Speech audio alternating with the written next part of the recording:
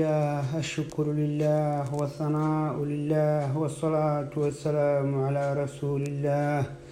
رب اشرح لي صدري ويسر لي أمري أما بعد ولا لي المانتو حسوق هذا لنا أسباب الدعاء لو أقبله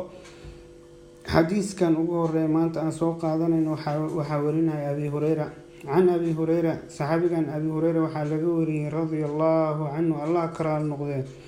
قال وحي هذه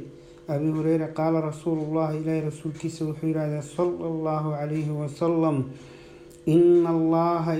إله سبحانه وتعالى إن الله تعالى الله سبحانه وتعالى طيب مدء ونكسن لا يقبل ما أقبل إلا طيبا عمل ونكسن مؤجيد وإن الله إله سبحانه وتعالى أمر المؤمنين توحوا فري بما أمر به المرسلين توحوا فري فقال إله سبحانه وتعالى وحو إلهي فقال وحو إله سبحانه وتعالى وحو إلهي فقال تعالى يا أيها الرسل الله كلوا من الطيبات وحيابها ونكسن عنا واعملوا صالحا عمل ونكسن لإماذا وقال تعالى إله سبحانه وتعالى وحو إلهي يا أيها الذين آمنوا كوي الله رسول رمييو كلوا من طيبات ما رزقناكم وحيابها أن إذنكو إرزاقنا وحيابها أقوى نكسن كعنا ثم مركز كبعد وحو أبي هريرة ذكرا وحو حسن رسولك صلى الله عليه وسلم الرجل من أيوح سيطيل السفر كديرين أيو أشعث أغبر بوريسا دباتيسا يمد يديه إلى السماء إلى بدي سقعمود كر تاغايو أوحو لي يا رب إلهيو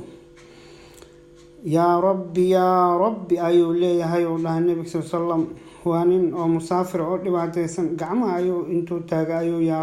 رب لي أيو الله النبي صلى الله عليه وسلم ومطعمه حرام انتديس وحرام له النبي صلى الله عليه وسلم وملبسه حرام اللباس كيس دركيس وحرام وغذي بالحرام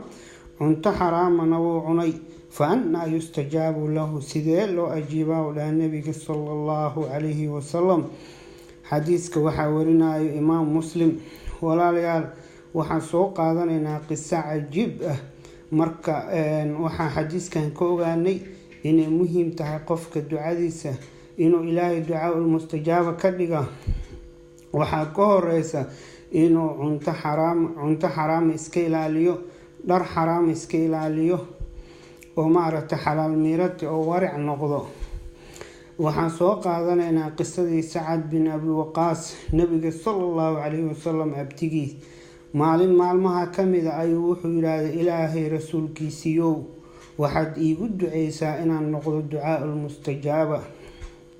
nabiga sallallahu alayhi wasallam asxaabadiisi waa u tarbiyin jiray maxaayil nabiga sallallahu nabiga sallallahu alayhi wasallam waxyaabaha ilaahay ku amaanay oo akhlaaqda wanaagsan waxa waay tarbiyatul quraan ayuu qaatay sida ilaahay tarbiyadiisa uu qaatay ayuu asxaabtiisna u tarbiyin jiray محال النبي صلى الله عليه وسلم وحوله أدبني ربي فأحسن تأديبي ربي جي آياء تربية ذي وناجي مركع عائشة حديث كان لو يدي أمنا عائشة رضي الله عنها واحد هذا كان خلقه القرآن إلهي معركتي أخلاق النبي صلى الله عليه وسلم أيو أماني وإنك على خلق عظيم مركع عائدة لو يديني أخلاق ذا سوناكسن نفسر مركل بعد وحيت هذا عائشة رضي الله عنها كان خلقه القرآن النبي صلى الله عليه وسلم أخلاق ذا القرآن كأي هاد مركل النبي صلى الله عليه وسلم صحابي كان وحو يستوحوا لا إله رسول كسو يدعي إن نقض الدعاء مستجابة النبي صلى الله عليه وسلم وحو تسي سببتي لو هل لها الدعاء المستجابة أموسن دعين وحو يرهدي سعدو دردار في عن أيوسي وحو يرهدي سعدو وحد كد ذا شايو لهي أطيب مطعمك يا سعدو انتظر الطيب كيل هدي أدوني سيد إن نقطي الدعاء المستجابة sacad bin abi waqaas nabiga sallallahu alayhi wasallam abtigii waa uu qaato taladii iyo waanadii. waxaa la soo wariyey sacad maalmaha ka mid ah neef ari uu lahaa ayaa wuxuu daaqay beerta deriska ayuu daaqay. marka sida xalaal miiratiga meesha uu ka gaaray sacad bin abi waqaas neefkii caanihiisii wuu diiday inuu cabo, maxaa yeele wuxuu yidhaahday wuxuu ka baqay inuu maaragta caano xaaraama u cabo maadaama neefkan uu soo daaqay beer islaameed. intaas ayuu xalaal miiratiga ka gaaray sida ugu dadaali jiray dardaaramkii nabiga sallallahu calayhi wasalam. waxaa la soo wariyaa amiirulmu'miniin cumar bin al-khadaab radiallahu canhu ayaa waxaa la dhahay khilaafadiisii ayaa waxaa loo dhiibay sacad, magaalada kuufa ayaa loo dhiibay, weli looga dhigay. maalmaha ka mid a ayaa waxaa la dhahay warqad ayaa uga timaaday amiirulmu'miniin cumar bin al-khadaab oo ka socota reer kuufa, marka oo ka sheeganayaan amiirkoodii sacad bin abi waqaas. markaasuu wuxuu usoo diray amiirulmu'miniin waa uu ku kalsoonaa saxaabigan jaliilka ah ee sacad bin abi waqaas. marka kalsooni weyn ayuu ku qabay, laakiin saxaabada kulligood cudalo ay ahaayeen. marka cadaaladiisa ayuu rabay inuu muujiyo. wuxuu usoo diray rasuul ayuu usoo diray, wuxuu yidhaahday bal soo weydii reer kuufa sacad waxa ay ka sheeganayaan. ninkii rasuulka ahaa iyo sacad bin abi waqaas ayuu u yimaaday, warqadii u keenay, wuxuu dhahay hay way israaceen masaajida kuufa ayay ku wareegeen. markaasuu rasuulkii uu soo diray cumar bin al-khadaab amiirulmu'miniin ayuu wuxuu yidhaahday yaa ka sheeganayo nabiga abtigii sallallahu alayhi wasallam sacad bin abi waqaas yaa ka sheeganayo. kulligood way wada ammaaneen, masaajid kasta oo tag way ammaanaan, waxay yidhahdaan waxba kama sheeganayno sacad bin abi waqaas, wax oo naga hadleeyay ma jiraan. masaajidadii markay ku wareegeen masaajidka ugu dambeeyay markay marayaan ayuu yidhaahday yaa ka sheeganaya sacad bin abi waqaas. haddana wax ka sheegta markii la waayay dadkii oo dhan ayuu kulmiyo dhaariyey, waa uu dhaariyay ilaahan idinku dhaarshay yaa ka sheeganaya sacad bin abi waqaas. markaasaa waxaa la yidhaahday nin odayahoo oo ka mid a dadka maaragtay safka dambe ku dukado ayaa gacanta taagtay. markaasuu wuxuu yidhaahday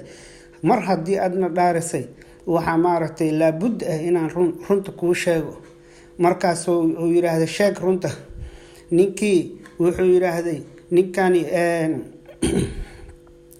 3 shay ayuu maaragtay ku dhaliilay. wuxuu dhahay cadiyada kuma cadaalad falo ayuu dhahay. qismadani si siman uma qeybiyo, muxuu ahaay dagaalkana kuma baxo. wuxuu tuhmay saxaabigii shajaacadiisi geesinimadiisi, waa saxaabigii dagaalkii uxud oo nabiga sal sallam oo ku dhahay irmi ya sacad fidaaka abi wa ummi irmi. saxaabigii nabiga sal sallam oo saas ugu kalsoona ayuu maaragtay shajaacadiisi iyo geesinimadiisi ayuu duray. wuxuu kaloo duray cadaaladiisii, wuxuu kaloo duray ammaanadiisii. ninkii markuu intaas ku hadlay ayuu sacad bin abi waqaas oo maaragtay ilaahay rasuulkiisa sallallahu calayhi wasalam oo faray inuu dacaamkiisa diib ka yeelo si ducadiisa loo ajiibo, oo maaragtay kuna dadaalay amarkii rasuulkan iyo dardaaramkii rasuulkana qaatay. ayaa maanta sacad bin abi waqaas waxaa la tuhmay ammaanadiisii, waxaa la tuhmay cadaaladiisii, waxaa la tuhmay geesinimadiisii. sacad bin abi waqaas gacmaha ayuu kor u taagay. ninkii ayuu 3 shay oo ku inkaaray oo kala daran. wuxuu dhahay ilaahayow adoonkaada allaahuma in kaana haadaa cabduka qaama riyaan wa sumca, ilaahayow adoonkaada oo kan ah haddii uu u istaagay istutus iyo ismaqashii, ilaahayow cimrigiisa dheerey ayuu dhahay adil cumrah, cimrigiisa dheerey, wa adim faqrigiisana daa'im ka yeel oo faqri aan bixinna ku asiib. wuxuu kaloo ku inkaaray, wuxuu dhahay وعرضه للفتن فتنتن أصوبانك إلهيو نينكي أو إنت سد حدي إنكار saxaabiga jaliilka oo ku inkaaray way ka soo baxeen waxa la dhahay cimrigiisa ayaa dheeraaday ilaa baararkiisi maaragtay ay soo rogmadaan waxa la dhahay faqri aan ka bixin ayaa ku dhacay heer oo gaar inuu wadooyinka ka tugsado waxa kaloo ku dhacay maaragtay fitantiina وعرضه للفتن فتنتين وأكل عيو وحال أركني أسقو أضيء أو دقوي أو عم إنه مارت قبلها يرير أو جركو ذا تابتو سبحان الله مرك ولا ليال دردارم كالنبي صلى الله عليه وسلم سعد بن أبي وقاص واكاس يسحابي كل أو كل دردار مجري إن مارت قفك إن أسبابت قفك يا رب أيو ليه دعادي سنة وحو ليه دعادي محله أقبل الله عنتدي سنة ديب كمية لايو در عنت حرام وعنايا در حرام ومرنايا او قشنايا عنت حرام وعنايا سيدلو أجيبايو لأنه صلى الله عليه وسلم مركي ولا ليال شير لها سبسكرايب لها سولالينا وقار إن شاء الله تعالى برنامج كان السلام عليكم ورحمة الله وبركاته وأولادكم إسماعيل حاج علي وإذن سلام عليكم